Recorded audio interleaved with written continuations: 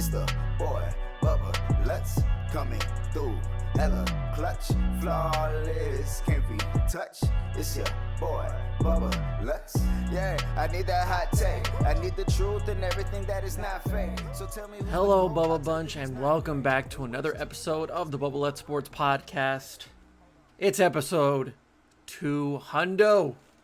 200 episodes of this podcast. 4 years? 3 years, really. 3 years, but taking it seriously for over a year now. And I just looked it up on YouTube. Our first episode was 107. So 1 year anniversary coming up very soon of being on YouTube. 100 episodes on YouTube. But we are at episode 200. And I can't believe we've made it. I was inching closer and closer, and it kept creeping up on my mind. You know, we got to 190, 195, 6, 7, 8. I was like, okay, you know, that's a cool achievement. And I want to do something special at episode 200, but that might take a little bit longer than I would expect. And plus, we have a lot going on this week. NFL playoffs, Cowboys talk. So it's only fitting that one of the reasons why I made this podcast is my love for the Dallas Cowboys. So why not at episode 200 bring it full circle and show my love for the Cowboys, but also at the same time show my just underlining hate for how bad this organization is. And this is where I want to go with this podcast, is that I want to look at this Giants loss yesterday, where the Cowboys are out of playoff contention. They're eliminated from the playoffs due to this loss. But the way that they played, look, I said it last week. I was like, I don't care what happens because I do think Washington will win. And inevitably they did. We'll get to the Eagles, Giants stuff, controversy, tanking, in winners and losers this week. I'll probably save that as my one final thing. I don't want to get into it right now. I want to focus on the Cowboys this time. But I did say, I was like, look, I'm not looking for the Cowboys to make the playoffs. I don't care who comes out of the NFC East. They're going to lose to Tampa Bay, no matter who it is. I think Washington is the most deserving out of any team in the NFC East after this atrocious year. But no matter what, it's a lost season for all four of these teams. And for the Cowboys, look, you've got a 3-game winning streak going. You go into the last game of the year, and you say to yourself, like, it's probably not going to end in Super Bowl, but can we get some momentum going for Mike Nolan, for this defense, for Mike McCarthy, to smooth our way into Dak Prescott coming back next year and hopefully be a much more consistent, good football team? Not looking for a Super Bowl contender. I'm looking for a good team. And I said, it's all a matter of what Mike Nolan does. If Daniel Jones has a good day, the running game gets going, and this defense cannot get off the field, then guess what? You should fire Mike Nolan, and you should really put the hot seat on Mike McCarthy, saying, if you don't change it up, if you don't fix it by next year, you're out of here. It doesn't matter. So, look, I'm not here to just trash the Cowboys. I'm saying that what I'm going with this podcast is, for 25 years, there's been mediocre Dallas Cowboys teams. 25 years of badly ran Cowboys teams, and that falls on Jerry Jones and henceforth Stephen Jones when he came into the picture. For 25 years, we've been disappointed. We've been embarrassed. And as a Cowboys fan watching this team, I've reached a breaking point. And yesterday was just that, because it didn't matter what the end result was. They weren't going to make the playoffs. Whether they won this football game, Washington wins, that was 99% going to happen. But if the Giants win, and whatever happens in the NFC East, can you play good football? Can you go into this offseason saying, we ended pretty hot? We ended on a good note. That is not the case in this Giants game. So I'm going to look at what's been going on for 25 years. And I'm saying in 60 minutes of football yesterday, we saw 25 years of mediocre Dallas Cowboys play. Well, we'll go through all the facets. Let's start off with the fact that this defense is just bad. They had 3 good weeks. Congratulations. You beat the Bengals. You beat the 49ers. You beat the Eagles. Congrats. Where does that show at the end of the year? Bengals are mediocre. 49ers have everybody on IR. But they still are a good football team. And they're going to prove it next year. The Eagles, it's the freaking Eagles, right? Like Jalen Hurts finally has a bad game against the Cowboys defense out of anybody. But I felt like they were really off last week. And so good performance from the Cowboys defense. But in that 49ers game, they gave up a lot of yards and a lot of points. In the Bengals game, Bengals really just shot themselves in the foot by turning the ball over too many times. And credit to the Cowboys defense, I will say, for creating turnovers and really using that as momentum throughout the games. But a lot of those weren't forced. Those are just bad mistakes by these other teams. Like if Nick Mullins is your quarterback, well, of course you're going to expect 1 interception. Most times the Cowboys don't get interceptions even against bad teams. So at least give them some credit. And in this game, they got an interception from Daniel Jones. The fumble, which we'll get to, great, but that really doesn't matter at the end. I'm looking at consistency. I'm looking at the film and what the end product is. Because 23 points doesn't seem like a lot, but the Giants' offense really looks good yesterday. And it was because of the running game with Wayne Gallman. He only had 65 yards, but those runs were very crucial in certain times of the games. But Daniel Jones in the passing game, well, the only times that it looked off was Evan Ingram dropping the ball. Pro Bowler, by the way. But that's the reason why it led to the interception. It went through his hands, and Donovan Wilson, who has been the most consistent guy on this defense, made a play. Congratulations. But guess what? On that turnover, Cowboys only got 3 points. Even though they were at like the 27-yard line, they only gained like 7 yards, and then they kicked the field goal, so they really didn't do much with it. Other than that, Sterling Shepard went for 8 receptions, 112 yards, and a touchdown. Sterling Shepard was breaking ankles left and right. Anthony Brown got beat a lot in this game. I mean, his ankles broke like back to back. In back-to-back plays, he got beat bad. Trevon Diggs gave up a few plays, but also did well on a few plays. I feel like this is where we're going to see Trevon Diggs for many years, is that he's not going to be the greatest cornerback, and there's still a lot of improvement to do. But I feel like he's going to be a good enough corner to rely on against some really good offensive weapons. It's just a matter of building stuff around him, really complementing Trevon Diggs. I feel like that would be dangerous once it gets down to a few years down the road. But for right now, Anthony Brown does not deserve a job on this team, and I really hope that at the end of the year, well, we're at it, but at the end, and we're talking about who we're keeping, who we're getting rid of, that Anthony Brown is on the list of it's time to move on. Chidobe Awuzie, he was just there. I didn't feel like he made plays. He had like 1 or 2 good plays yesterday. I was like, okay, way to go, Chidobe. Other than that, I feel like they're going to be, I guess you can say that they're going to get their hands tied with this one. And I feel like I should talk about this on another episode, because I do want to make a podcast and an episode to where I say, what are the most important things for the Cowboys to do this offseason? I feel like a top 10 or something like that. And a lot of those will be who they're keeping, who they're not. But just looking at what we saw yesterday and over the last few weeks, I'm not keeping Anthony Brown. I really don't want to keep Chidobe Awuzie, but if their hands are tied, then yeah. Jordan Lewis. All right. So overall, the Cowboys secondary is bad. Xavier Woods had a good couple of plays, but guess what? It's not enough. Let's just move on. He's not good enough. Let's go into the offseason, Go get someone in free agency, in the draft. Just do something other than Xavier Woods. It's not good enough. Donovan Wilson is there. I mean, he is going to be there for many years.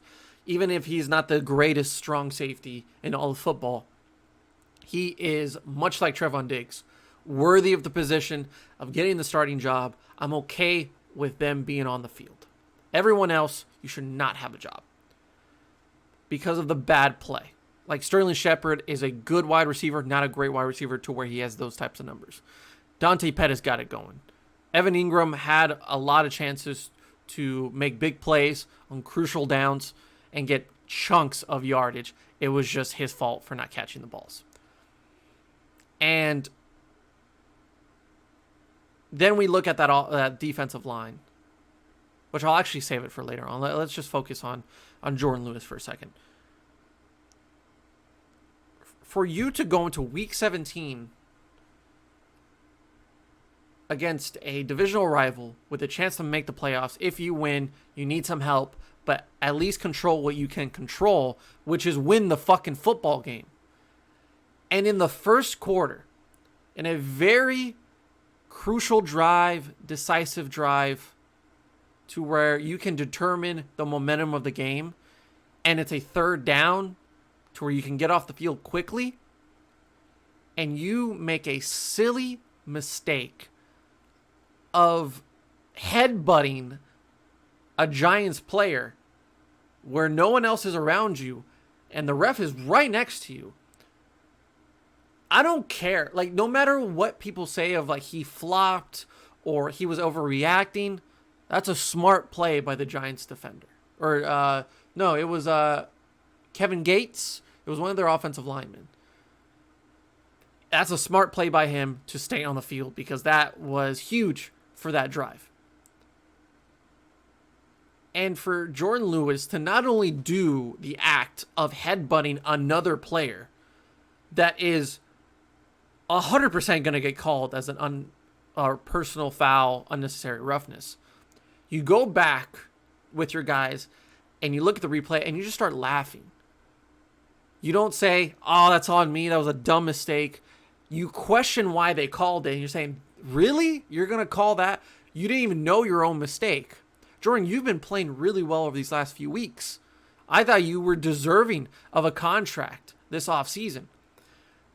But the mental gap that you had in Week 17 against the Giants to get into the playoffs with some help on the first drive of the play or of the game, and you make that silly mistake that early on, and then for the rest of the game, you got beaten a few times. You did not play well against a pretty okay receiving core. I don't know what to think now. I really don't know what to think. Same thing goes for Jalen Smith. If you haven't seen that, to where he's just basically sizing up to a Giants offensive lineman, well, I've been thinking about this. I'm like, I should really make a compilation of the amount of times that Jalen Smith celebrates or talks crap, whatever the case may be, of him trying to size himself up when nothing good came of that play. Like, there was multiple times where he had nothing to do with the play, yet he's celebrating like he made the sack of the century. Or how about on a 3rd and 1, 2nd and 1, whatever it is, and Wayne Gallman goes for the rush and he gets the first down, but he only got that 1 yard. Jalen Smith acts like he stopped them and got a 4th down conversion or turnover on downs. And he acted like he was so tough. He got the first down. Like, how are you celebrating that? Remember the Chicago Bears game last year? To where he celebrated while a guy was in so much pain. And he was just... It was a penalty, too. Like, he pretended that he made the play of the game when he got called for pass interference. And the guy was on the ground in pain. That is so just... oblivious, and you're not reading the room, yet it keeps happening where we think that like these guys are making big plays to where they are just embarrassing themselves.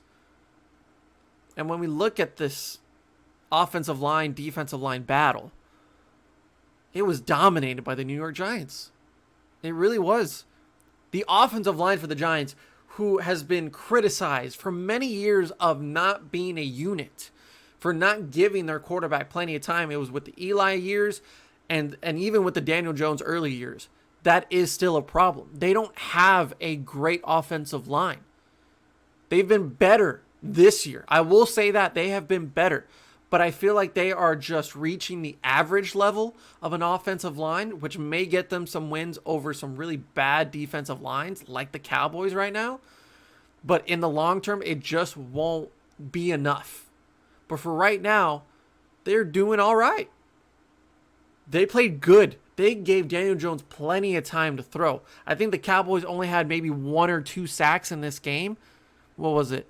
Yeah, only 2 sacks they gave up, while the Cowboys' offensive line gave up 6. So if we're talking about the point of attack, those crucial wins that you need to do up front, the Giants dominated. So their offensive line played really well. There was nothing to be done on that Cowboys defensive line.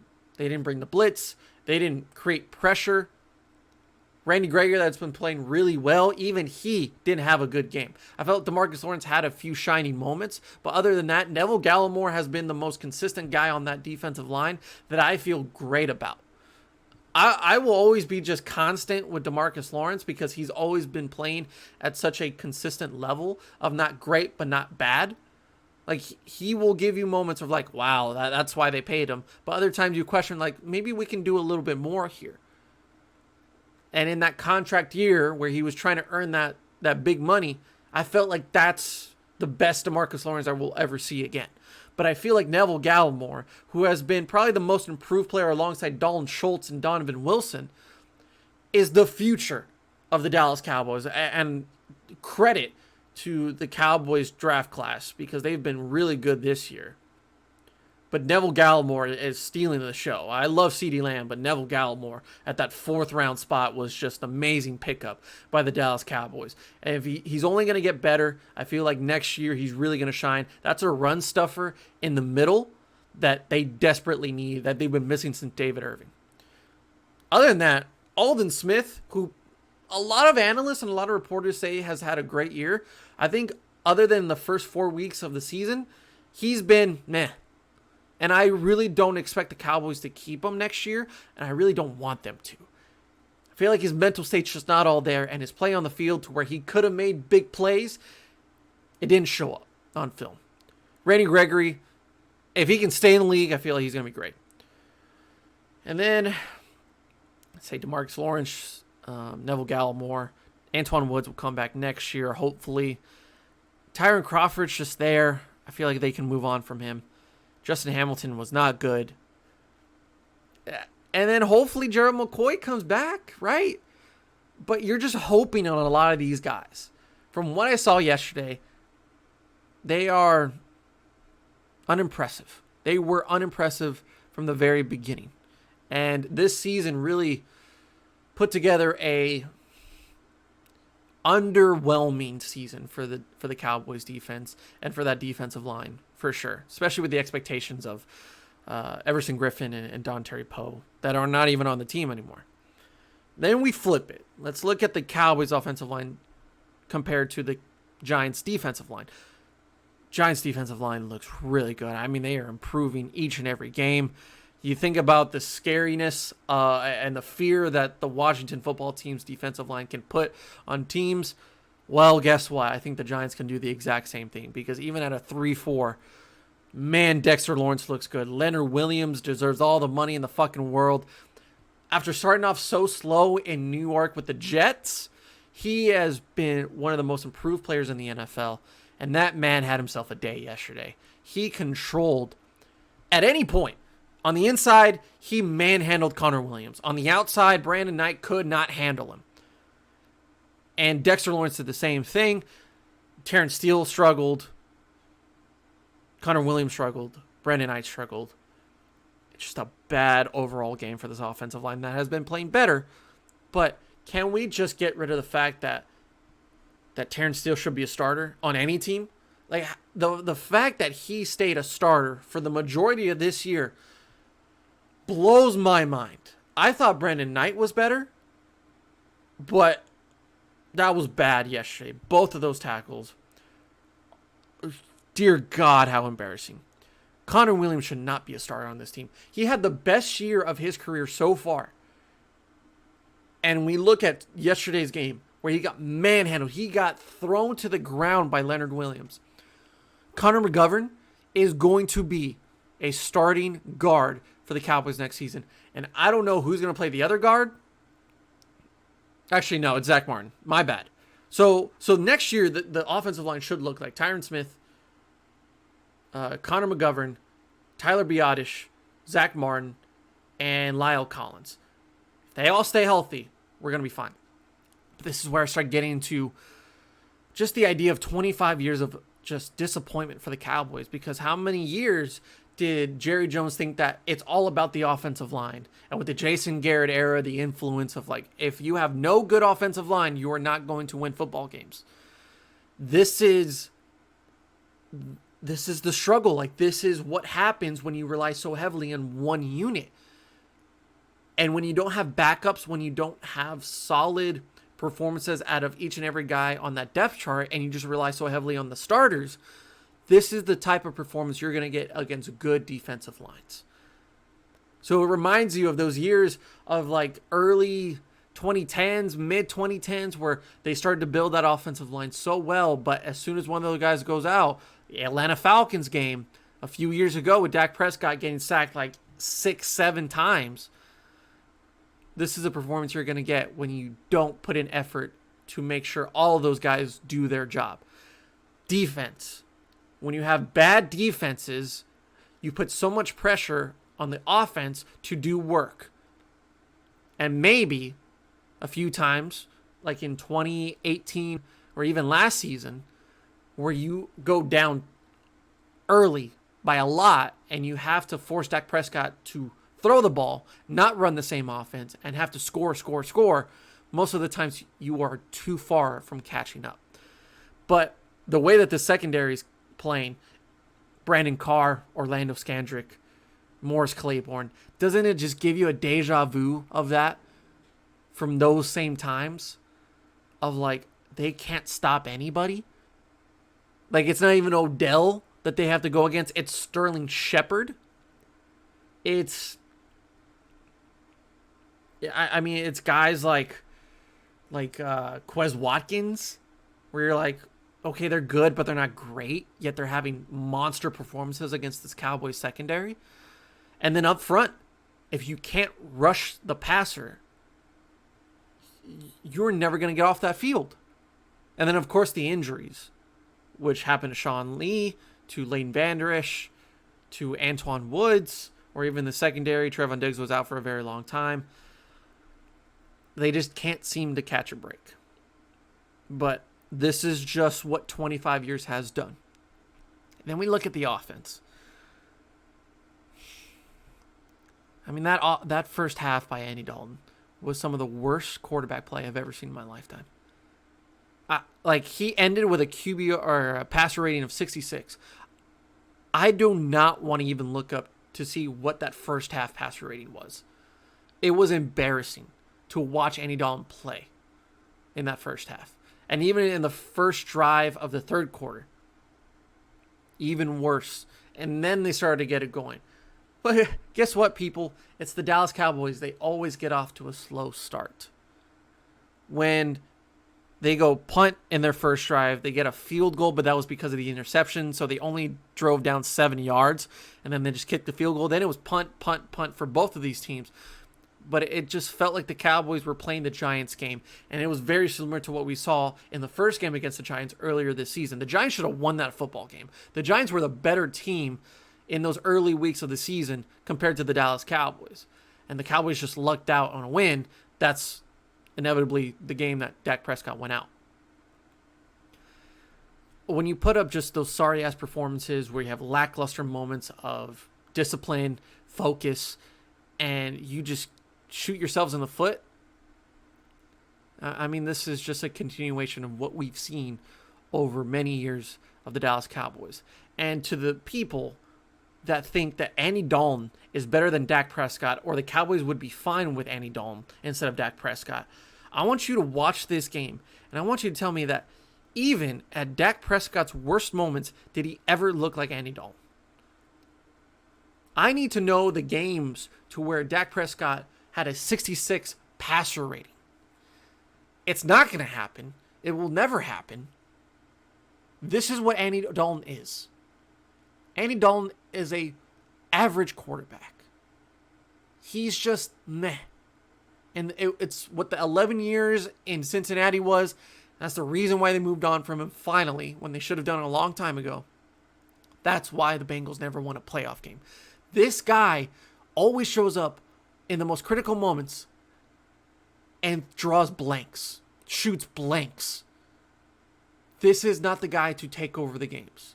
This was a perfect opportunity for Andy Dalton to say, look, I've been playing really good, but in this first half, if I can outduel Daniel Jones, which he didn't, then you don't deserve to be a starter in any team around the league. You played better in the second half, and I'm sorry about your hand, but it's just not good enough. You didn't take over the game. And I feel a lot of the blame should go to the wide receivers as well. Michael Gallup had himself a spotlight game last week against the Eagles. And we've seen a more consistent Amari Cooper. CeeDee Lamb has been really good. Dalton Schultz has been the most improved guy and the most shocking guy on this Cowboys team. And I absolutely love Dalton Schultz. He actually led the receivers in receptions and yards. I love Dalton Schultz, and I feel like his complementation with Blake Jarwin next year is going to be phenomenal to watch. A lot of these teams should watch out for those two tight ends. You're supposed to be a group of wide receivers that dominates the game, right? Like all of these guys, 1,000 yards receiving. You can spread the field in so many different ways. And yet, in the most important moments, Amari Cooper doesn't say, I need to step up. I need to make some plays. 6 receptions for 41 yards. Okay? Michael Gallup. I know that the Giants secondary, who is great, by the way, is going to match up pretty well against this Cowboys receiving core. But if you want to show up in the most desperate of times, this is it. And whoever's matched up against James Bradbury, look, I understand, because that is a tough matchup. And I feel like Amari Cooper had a lot of those matchups. Yet, Andy Dalton could not throw 5 yards down the field. And even if they wanted to, no one stepped up and said, I will make a play. And when it came down to the moments where it could have been done, like CeeDee Lamb, and a very crucial drive for the Cowboys in the fourth quarter, on a slant route, he drops the ball. I get rookie mistakes happen, but that's not a rookie mistake. That's just a mental mistake by you. And I feel like every few games, CeeDee Lamb has these moments, and I don't understand why. I hope that next year that doesn't happen, but it's been happening a lot, and I don't understand why. So other than Dalton Schultz, who did step up and extend plays to really extend the drives, other than that, receiving core was underperforming. And when Andy Dalton started to get it going, no one really said, okay, let's build some momentum. Let's high-octane offense. Let's take some chances. Why not, right? None of that happened. So then it leads to my final point of, in 25 years, the Cowboys have been mediocre. And for a lot of those years, it's because of the coaching. Without a leader on the sideline, being aggressive, but also being smart, for over 10 years, we've seen Jason Garrett lead this team to absolute disappointment. Like, there's no other words I can really describe other than disappointment and embarrassment. So in the game against Jason Garrett, as the Giants offensive coordinator, who will most likely get fired, you go out there and make dumb mistakes left and right as a coach. You didn't go for 2. Okay, that's fine. But the play that will kill me and keep me up at night for many weeks is a play with Dante Pettis on a 3rd and 16. On a 3rd and 16, Daniel Jones throws it to Dante Pettis, who only had 2 receptions in this game. That was one of them. He gets the ball, and he doesn't get the first down, but he now gets himself in field goal range. If it is not complete, they are not in field goal range. They have to punt. With about 7 minutes left in the 4th quarter, he throws it to Dante Pettis. He catches it. But with plenty of time to watch multiple replays, Mike McCarthy decides, I'm not going to challenge that, even though clearly he used the ground to control the ball. Giants fans, I don't want to hear it. I know what a catch is. Des Bryant knows what a catch is, so I know that he knows that I know. He used the ground to control it. That was not a catch. I watched 4 replays of that. Troy Aikman and Joe Buck watched 4 replays of that play. And throughout all that time, the Giants didn't rush to get the field goal down. They didn't rush to get everybody on the field. They took their time, and no one challenged the play. No one upstairs for the Cowboys said, maybe we should look into that. No player said, maybe we should look into that. After seeing it on the big screen, Mike McCarthy did not go for it. So they get the field goal, and they convert, get 3 points on the board. If they don't kick the field goal, you need a field goal to win. And I get it, 7 minutes to go. That probably doesn't give you a lot of time to milk the clock, but at least it gives you a lead, not having to worry about scoring a touchdown. Well, in the next drive for the Cowboys, they really milked the clock. They used Ezekiel Elliott, they got the running game going, and they converted on many 3rd downs, which they couldn't do all the game long. So, if you didn't allow that field goal to happen by challenging the play, then you would have milked the clock even further. That went down past the 2-minute warning.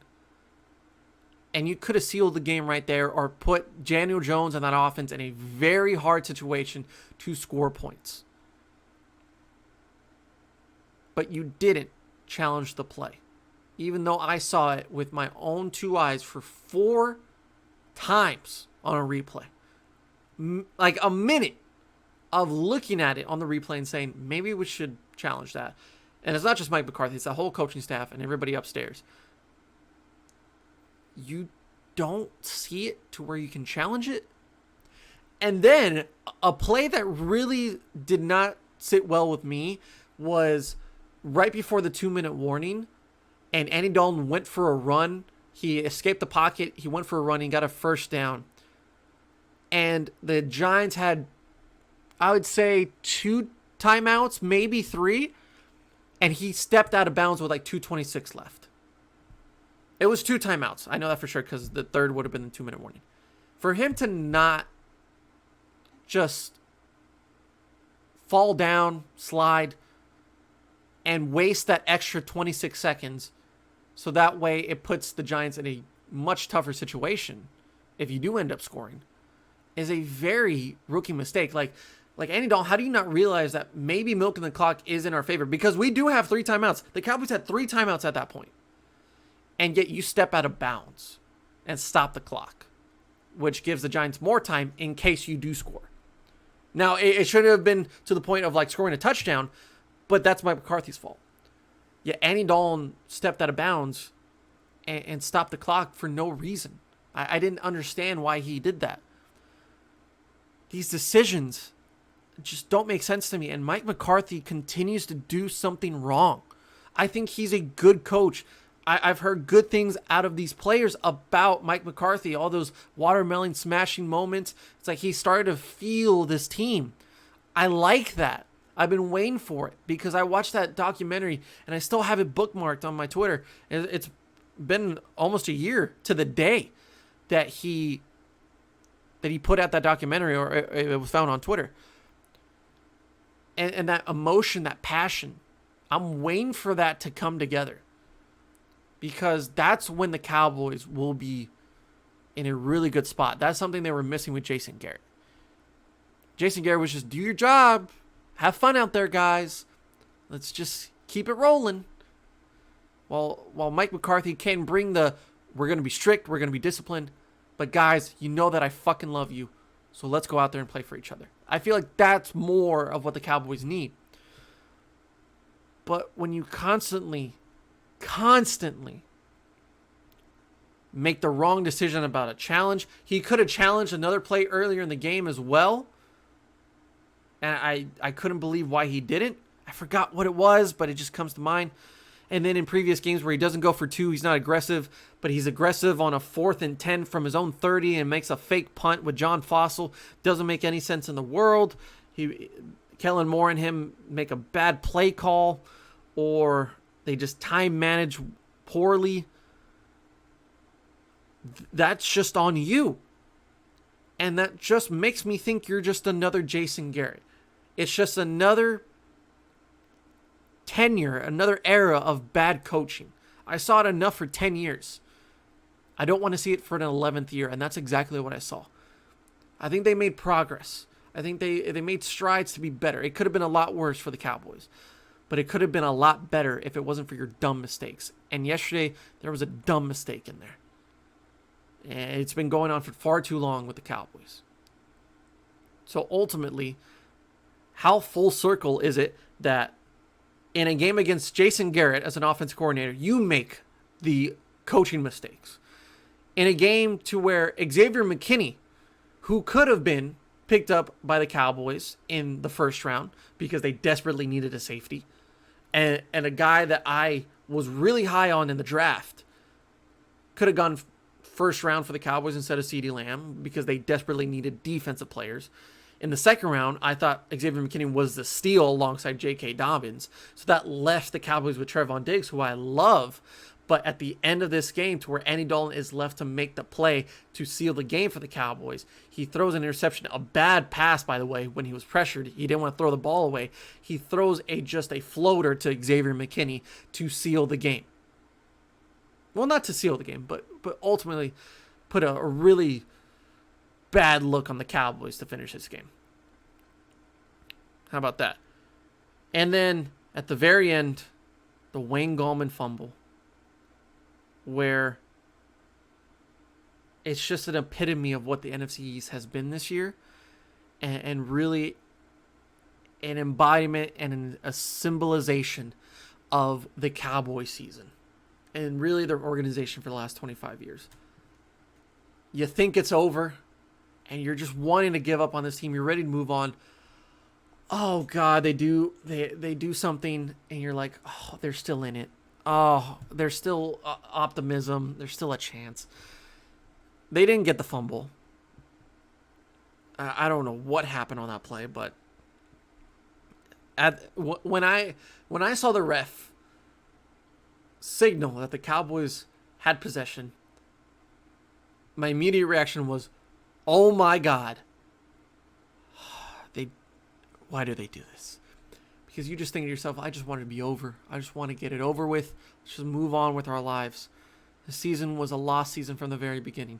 Even players like Ezekiel had said, nothing went in our favor. Nothing went our way. Well, that's too damn bad. Make your own luck.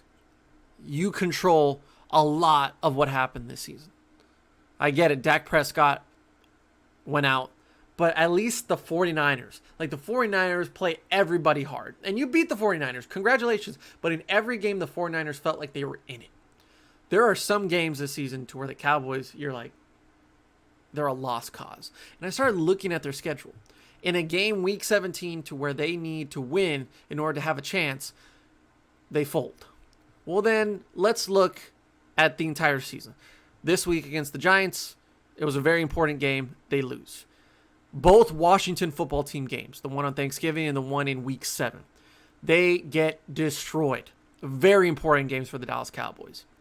The one against Baltimore, I guess you can say against a really good team, they just look lost out there. The Philadelphia game in week 8 with Ben DiNucci was an absolute embarrassment.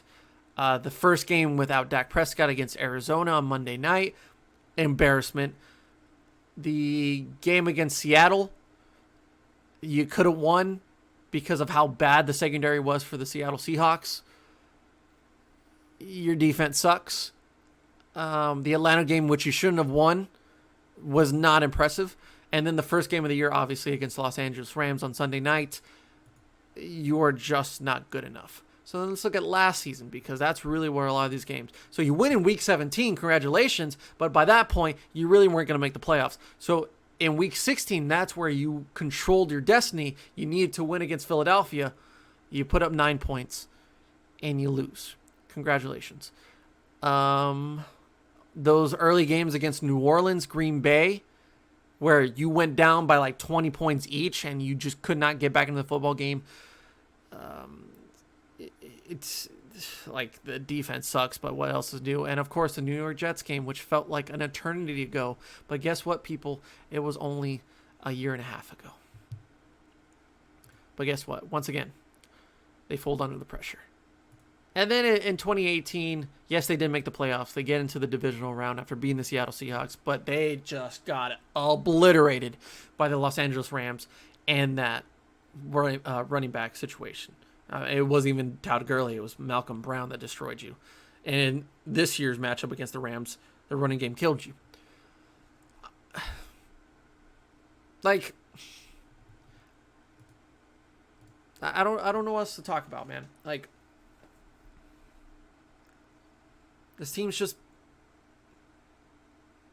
they get what they deserve, because they don't deserve a lot. And I get it that a lot of bad things happen to them this season. But there are plenty of other teams around the league that have dealt with a lot of injuries, that have dealt with a lot of bad situations, and maybe don't have the best coach, best personnel. But they make it work, and they at least look like there's promise. Like, of course, Cowboys fans and optimism is going to lead the way for the Cowboys, and saying like they're just one thing away from winning a lot of games. They're just one thing away from being a contender, when ultimately they're not. Like if the 49ers didn't have all those injuries, which is one thing for them, they are a playoff team and they're a dangerous football team. And they had all the injuries in the world. They had all the issues with COVID. Yet they came out and played every single week and played like a good football team. Even with Nick Mullins as their quarterback, or C.J. Beathard. Like, it just worked. They got the job done even without Raheem Mostert, sorry. Because they are a good football team and they're well coached. So what's the excuse for the Cowboys? There is no excuse for the Cowboys. So we end the season with bad performance on week 17. And when you could have left something in the air of like next year could be really good, and I'm not going to say it can't be, but I am so worried about what this Cowboys team can be next year and how it could be a wasteful season as well. Maybe that 3-game stretch for Mike Nolan is the best we're ever going to see. And when we're seeing a lot of these really great defensive coordinators possibly being coaches, I'm saying, look, if we want to call up Robert Saleh from the 49ers and say, I get it, you want to be a head coach and you're getting a lot of offers from that, but what if we make you an assistant head coach alongside Mike McCarthy and you take over that defense? We will throw money at you to do so. Jerry Jones said, I will write a check so big for us to win another Super Bowl. Well, I get the salary cap is a thing, but how come that wasn't the case with Dak Prescott? How come that isn't the case of, like, when you see nothing's working as your coaching staff, maybe it's time to move on and write a big check? I'm not confident in Mike Nolan. And with a full training camp, if they go into the next few games of next season with bad performances out of that defense, with better players because of the draft and free agency, with a full training camp and a full offseason and another year of Mike McCarthy, and you struggle, within 2 games you should be out of there.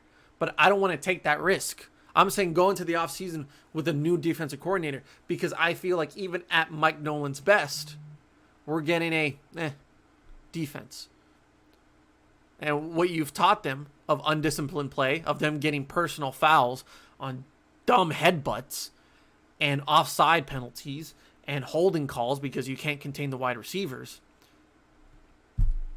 That's a lot of that falls on Mike Nolan. As for Mike McCarthy, I'm already at like the point of no return as far as his coaching mistakes, because they're the same mistakes that have happened to Anthony Lynn, to Adam Gase, to Dan Quinn, and guess what? All of those guys don't have jobs. So, Mike McCarthy, it's up to you, man. Like, I'm going to give you the benefit of the doubt because of COVID, because you were a new head coach. I'm not saying that you're the only one and you should be given special treatment for that. But if you can't get it done next season, it's over. It's done. And we're going to go into next season optimistic about the Cowboys and saying how like they're going to have Dak back, they're going to have better players. 25 years of mediocrity, and it continues after the 2020 season. So, final review for the Cowboys of this season against the Giants. Just bad. Just really bad.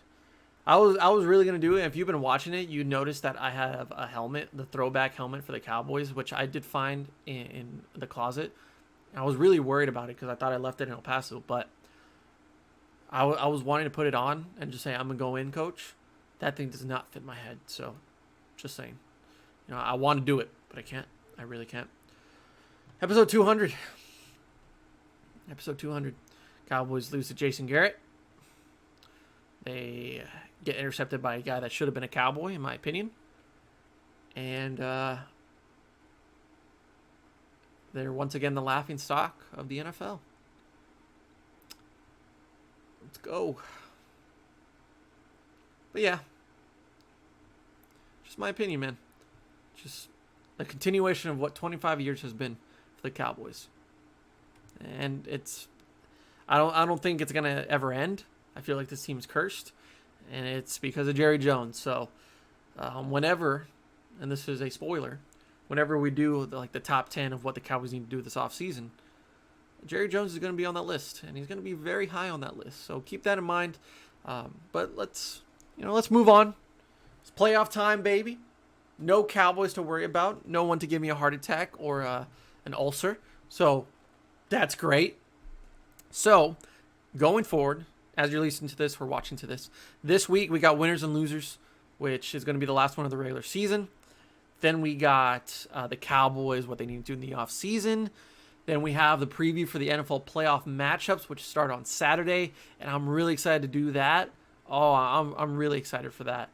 And then we got the fourth one being this one, which is really nice. So we got a stacked week for the Bubba Lutz Sports Podcast as we enter the 200s of episodes. So thank you. I didn't say this at the beginning, but thank you very much, guys, for always supporting the podcast. If you listen to it, every time it comes out, or you just support it, thank you so much. I really appreciate it. We're doing really great things. I think we're over 1,800 listens on Anchor, Spotify, and Apple Podcasts, which is crazy. The YouTube channel reached 87 subscribers within a year, and we're getting to 100 episodes in that year, which is really nice. And I've made a good chunk and change on this podcast so far in a year. Few hundo. Not gonna flex, but I like it. So if you want to give me more money, do so. But 2021. Hopefully you had a good New Year's. Hopefully 2021 is a lot better than 2020. Dear God. We might actually do an episode of the worst and best moments of 2020 for sports. I forgot to do that. I was partying a little bit too much, but let's do that at some point. We're going to do that before we really let go of 2020. But 2021, man, we're just going to continue what we're doing. I'm not going to say this will be the best year of the podcast. Hopefully it is. Maybe it will be. But I'm just going to continue what I do. I'm gonna love what I do on a regular basis. and I hope you guys do as well. We're going to continue to grow, and hopefully we reach that 100 subscriber mark on YouTube. And once we get that 2,000 on the listens, that'll be a great accomplishment. So thank you guys so much, and we'll see you next time on the Bubba Lutz Sports Podcast. Yeah, hold on. Tell me who's your top 5 quarterbacks right now, dead or alive, huh? And how much do you care about a ring if the best player got carried by the team? Now would you lose if it been a better draft pick?